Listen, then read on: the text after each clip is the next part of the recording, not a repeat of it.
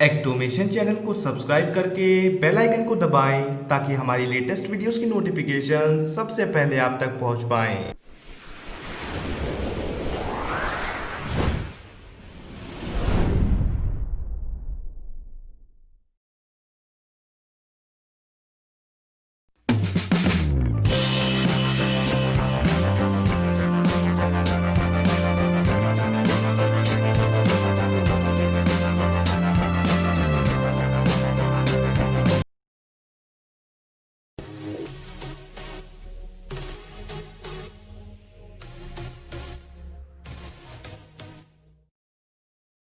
आज मैं आपसे जिस विषय के बारे में बात करने वाला हूं, उस विषय को सुनते ही आपके मन में मैं ऐसा खून और गुस्सा पैदा कर दूंगा कि आपको जाकर चाइना को आग लगाने का मन करेगा।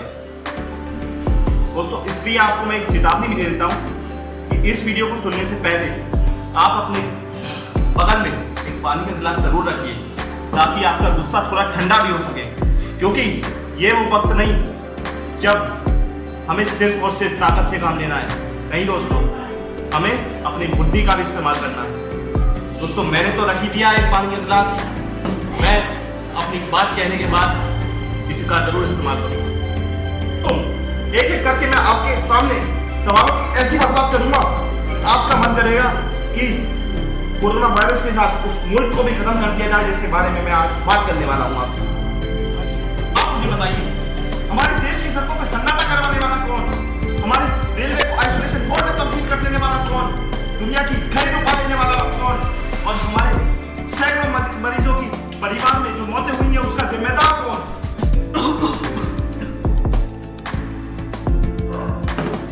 हमारे देश के सभी स्कूल कॉलेज को बंद करवा देने वाला कौन? हमें सबको घर पे धरवा देने वाला कौन? लॉकडाउन 1 से लॉकडाउन 2 का जिम्मेदार कौन? मेरे इन तीखे सवालों के साथ साथ आपके दिमाग में जो सवाल का जवाब है और उसके साथ जो गुस्सा उभर रहा है उसको मैं भली बात समझ रहा हूं। दोस्तों, ये किसी और देश की करतूत नहीं है, बल्कि ये देश वही है जो अब तक हमें सबसे ज्यादा लूटता रहा है। दोस्तों, उस देश का नाम मैं बताना जरूरी तो नहीं समझता, लेकिन फिर भी ये देश और कोई नहीं बल्कि सबसे घिनौनी हरकत करने वाला, सबसे देश को हमारी इकोनॉमी को सबसे नीचे ले जाने वाला देश चीन है। दोस्तों, इन सवालों को मैं ऐसे ही किसी के सामने फेंक नहीं दे रहा हूं। आपके सामने मैंने ये सवाल ऐसे ही पेश नहीं कर दिए। इन सवालों के मेरे पास बहुत पुख्ता सबूत है और उनमें से कुछ सबूत ये रहे। दोस्तों, अब मैं आपको बताने वाला हूं वो बातें जो पहले तक को प्रूफ करेंगी। दोस्तों, आप जानते भी हो शायद ना जानते हो कि कोरोना वायरस जो है ये सिर्फ एक वायरस नहीं है। ये वायरस कोरोना वायरस की कैटेगरी है जिसके अंदर कई सारे वायरस निकल के आते हैं। लेकिन दोस्तों, ये जो अपने देश में चला है और जो पूरे दुनिया में इस समय बेकाबू होकर फैल रहा है, दोस्तों ये वायरस कोरोना वायरस जो सबसे पहले चाइना में डॉक्टर ली वैन लियांग ने इसको जो है ऑब्जर्व किया था और चाइनीज गवर्नमेंट ने इस डेटा को छुपाया, उनका मुंह भी चुप करा दिया। और दोस्तों, अनफॉर्चुनेटली उनकी कुछ ही समय बाद मृत्यु हो गई। दूसरी जानकारी से पता चला है कि चाइना अपने जो नंबर्स है, जो कोरोना वायरस के मरीजों के नंबर्स है वो छुपा रहा है और उसने कोरोना वायरस के जो नंबर्स हैं इनके पेशेंट्स की WHO तक को गलत जानकारी दी। अब समय आ गया आपकी दूसरा तर्क सुनने का। दोस्तों, चाइना के अंदर पहला मरीज 17 नवंबर को आ गया था, लेकिन दोस्तों मुझे ऐसा खुद अचंभा हो रहा है कि पता नहीं ऐसा क्यों हुआ। उसने WHO को उस पहले मरीज की जानकारी 31 दिसंबर को दी। आखिर इतनी लापरवाही क्यों, इतनी देरी क्यों? उसने देश को, पूरी दुनिया को, हमारे मुल्क को खतरे में डाल दिया। और दोस्तों, आज हम जिस मुकाम पर खड़े हैं वो सिर्फ किसी और मुल्क की वजह से नहीं, सिर्फ चाइना की वजह से। दोस्तों, तीसरा तर्क कुछ इस प्रकार है कि ये जो कोरोना वायरस है ये 2016 में चाइना के वुहान के रिसर्च इंस्टीट्यूट में भी इसकी खोज हुई थी, पाया गया था। दोस्तों, फिर भी पता नहीं क्यों चाइनीज गवर्नमेंट ने इसे नजरअंदाज कर दिया उस समय। और दोस्तों, आज जो रिजल्ट है इसका वो आपके सामने है। पूरी दुनिया इस तबाही का फल भोग रही है। दोस्तों, आखिर चाइना गवर्नमेंट ने ऐसा क्यों किया? यूएस प्रेसिडेंट डोनाल्ड ट्रंप ने भी इसको बहुत ही भारी लापरवाही बताई। दोस्तों मुझे समझ में ये नहीं आ रहा है कि WHO यानी वर्ल्ड हेल्थ ऑर्गेनाइजेशन ने भी अपने डिसीजन को चाइनीज गवर्नमेंट के पक्ष में रखकर अपने ही पैर पर कुल्हाड़ी क्यों मारी। दोस्तों इस डिसीजन से यूएस गवर्नमेंट ने, यूएस प्रेसिडेंट डोनाल्ड ट्रंप ने जो वो फंडिंग देते थे WHO को साल भर में, वो फंडिंग भी रोक दी है। और वो फंडिंग दोस्तों काफी कम नहीं थी, करीब 400 करोड़ प्लस रुपीस को देखते हुए मुझे अपने देश की हालत पे बहुत दुख हो रहा है। दोस्तों आज मैं जब भी बाहर जाता हूँ किसी काम से, दोस्तों मैं देखता हूँ मेरे सड़कों की गलियां इतनी सुनी कभी नहीं रही। दोस्तों सब दुकानें इतनी बंद कभी नहीं रही।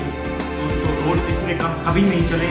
दोस्तों मेरे शहरों की रोड पे इतना ट्रैफिक जैम जिसमें होता था, इतनी सुनसान कुछ भी नहीं, कभी भी नहीं। क्या आप जानते हैं कि ये सब रुक सकता था उसी दिन जिस दिन भारत ने वो इटली से जो पहला मरीज केरला में प्रवेश कर रहा था, उसे अगर रोक के सही से उसका ट्रीटमेंट करवा दिया होता तो दोस्तों आज ही नौबत नहीं आती जब इंडिया ऐसे मुकाम पर है।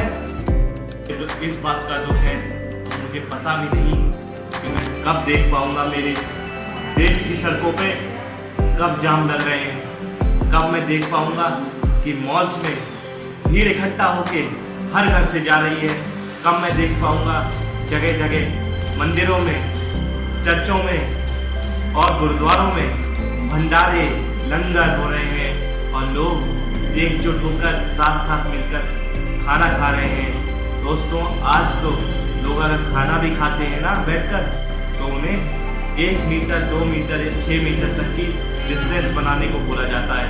दोस्तों पता नहीं कब मैं देख पाऊंगा कि हर दुकान मेरे मुल्क की खुली है और हर सामान लेने के लिए मुझे छूट है। और दोस्तों पता नहीं मैं अपने शहर से बाहर में कब जा पाऊंगा।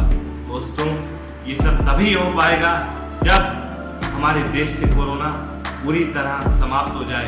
और दोस्तों मैं इस मुल्क को, जो चीन है, इस मुल्क को मैं कभी माफ नहीं कर पाऊंगा मेरे देश को इस हालत तक पहुंचाने के लिए। चीन से याद आया आपको एक बात बतानी।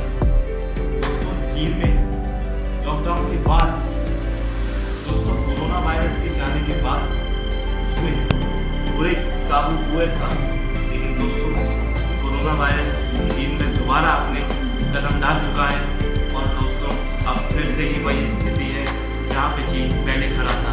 दोस्तों देखा ऊपर वाले ने चीन को उसके किए की सजा दे दी और अब फिर वो इतने ही लोगों की मौत का जिम्मेदार होगा और इतने ही लोगों की मौत को वो ढकता फिरेगा। क्यों? क्योंकि वो सभी नाजायज करतूतों का जिम्मेदार है, सभी उन बेगुनाह मुल्क के लोगों की जान का जिम्मेदार है। हमारे ये जो देश में हाल ही में जो कुछ इलाकों में छूट दी गई है ना, और जो गलियों की दुकानें जो खोलने के आदेश दिए गए, उससे मुझे नहीं लगता दोस्तों मुझे कमेंट बॉक्स में नीचे बताइए कि आपको लगता है कि स्थिति और सुधरेगी। दोस्तों स्थिति हमारे देश की थोड़ी सुधर भी रही थी, तो ये करके मेरे ख्याल से स्थिति और ज़्यादा बिगड़ जाएगी। दोस्तों अभी तक हमारे पास इसका कोई उपचार नहीं है। दोस्तों हम सिर्फ इतना ही कर सकते हैं कि हम घर में रहें, सुरक्षित रहें। दोस्तों अभी इस समय इसकी कोई मेडिसिन नहीं बनी हुई है। दोस्तों चीन में जैसा कि आप देख ही रहे हैं कि दोबारा आ गया। और दोस्तों इस स्थिति से हमारा देश तो अभी उभरा भी नहीं है।